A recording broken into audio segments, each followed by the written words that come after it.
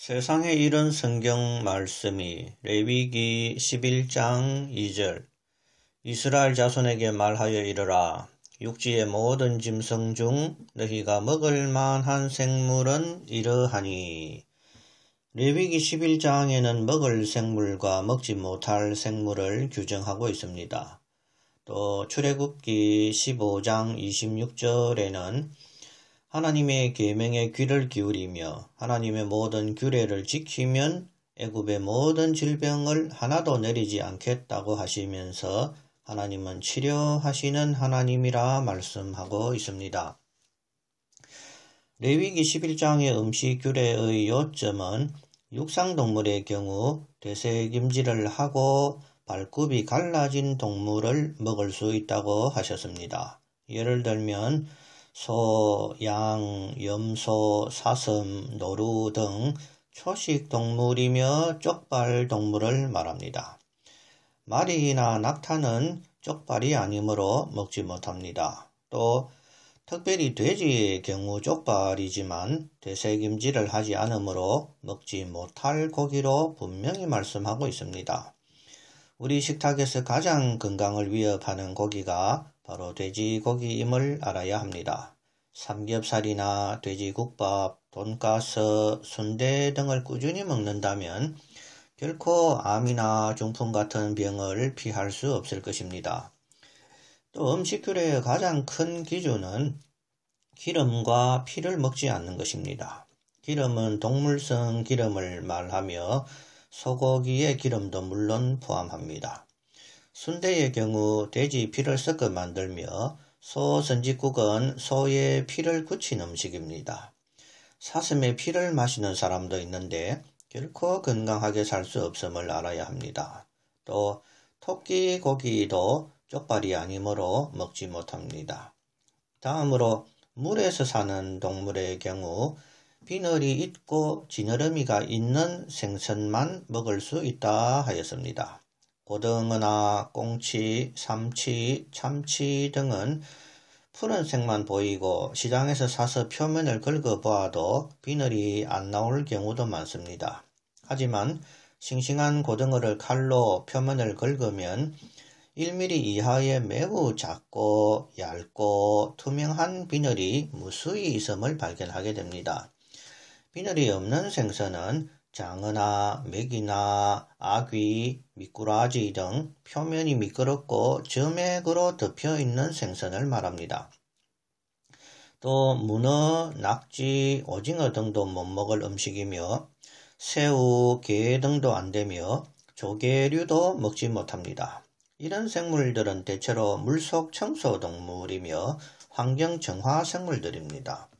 새우나 게가 죽은 생선을 먹어 치우고 또 낙지는 뻘에 구멍을 뚫어 산소를 공급하므로 뻘이 살아있게 하고 또 뻘 속의 조개는 입수공으로 유기물들을 먹어서 정화하는 일을 하는 것입니다.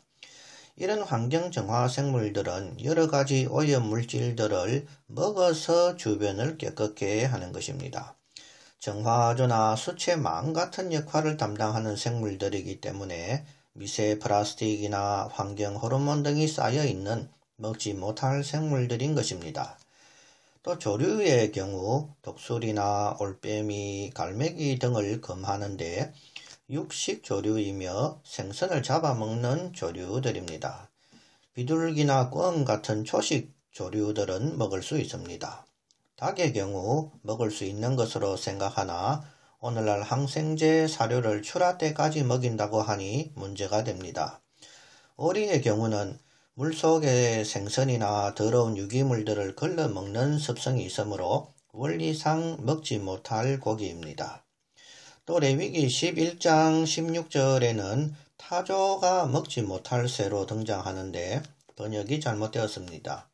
NIV 성경에는 horned owl, 즉 부엉이라고 표기되어 있습니다. 타조는 초식이므로 원리상 먹을 수 있는 고기입니다. 또 곤충의 경우 뛰는 뒷다리가 있고 날개가 있는 것을 먹을 수 있다 하였습니다. 즉 메뚜기나 귀뚜라미 등이 먹을 수 있으며 이들은 초식 곤충임을 알 수 있습니다. 뛰는 다리가 없거나 날개가 없는 곤충은 육식성이거나 잡식성이며 또 좁은 곳이나 음침한 곳에 살고 있습니다. 오늘날 밀웜을 미래 대체 식품으로 생각하는데 밀웜은 딱정벌레의 유충으로 그 성체가 뛰는 뒷다리가 없으므로 먹지 못할 곤충입니다. 또 곱덩이의 경우 귀뚜라미와 닮았으나 날개가 없습니다. 이들이 사는 곳을 보면 연탄 창고나 습한 지하실 등에 있습니다. 불결한 곳이지요. 또 뱀이나 도마뱀, 악어 등 파충류 등도 먹지 못할 생물들입니다. 과학적인 이유들을 통해서도 먹지 말아야 하겠지만 하나님께서 먹지 말라고 하신 음식이고 이것을 분별할 때에 질병을 내리지 않겠다고 그 약속에 의지하여 먹지 않는 것이 지극히 옳은 것입니다. 이 음식 규례를 어겼다고 구원받지 못하는 것은 아니지만 이 규례를 어기면 신불신 간의 질병에 걸리는 것은 틀림없는 사실임을 알아야 합니다. 건강을 위해 기도만 한다고 되는 것이 아니라 건강 기도를 하기 전에 하나님의 음식 규례부터 지키는 것이 더 옳지 않습니까? 그러나 오늘날 레위기 11장의 음식 규례를 가르치는 목사는 희귀하고 오히려 율법주의자라고 비난받는 시대가 되었습니다. 3명 중 1명이 암에 걸리는 시대를 살면서 불신자들과 똑같은 음식을 먹으면서 암에 안 걸리기를 바라는 것은 참으로 어리석은 일임을 절실히 깨닫기를 바랍니다. 우리의 육신의 건강을 위해서 하나님께서 주신 이 보물 같은 음식 규례를 밝히 깨닫고 준행하는 복이 여러분들에게 있기를 기원합니다.